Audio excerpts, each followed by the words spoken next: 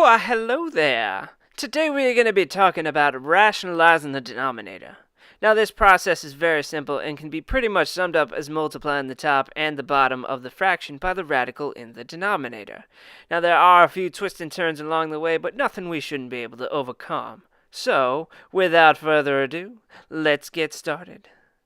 Alright, our first example is 4 over the square root of 5, and as I said, to rationalize, just multiply the bottom and the top by the radical in the denominator, in this case the square root of 5. Now, when you do your multiplication out, 4 times the square root of 5, well that's just 4 radical 5.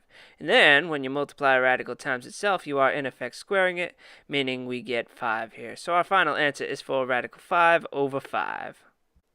Our next example is 6 over 11 radical 2. Now the process stays the same even though we have extra stuff in the denominator. Just multiply the top and the bottom by radical 2. When we do this multiplication out, we are going to get 6 radical 2 in the top. And then in the bottom it's a little tricky. We're going to keep that 11 the same and multiply the radicals together to get 2. Now we have to multiply that product times the 11 that's left over.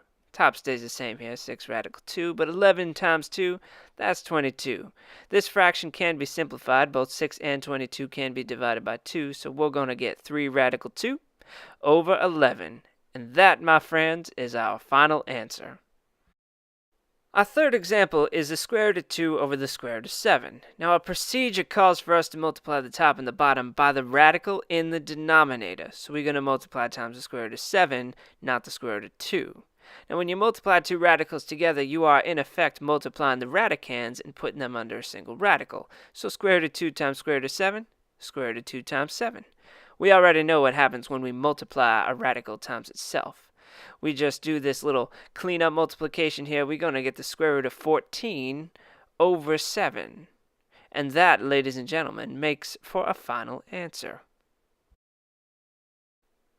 Our final example here is 7 radical 10 over 3 radical 3. Now we're going to multiply the top and the bottom times the square root of 3 as we have hopefully come to expect by now. If you have both constants and radicals in either the top or the bottom, multiply your common terms together. Constants with constants, radicals with radicals. So in the top we get 7 times the square root of 10 times 3 over 3 times 3, right? Because the square root of 3 times the square root of 3, that's 3.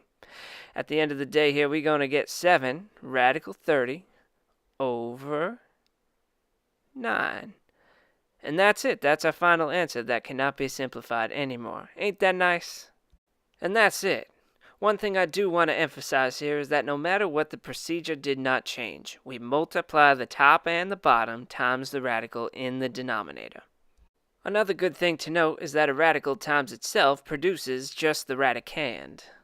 And to multiply two radicals together, you will multiply the radicands under a single radical.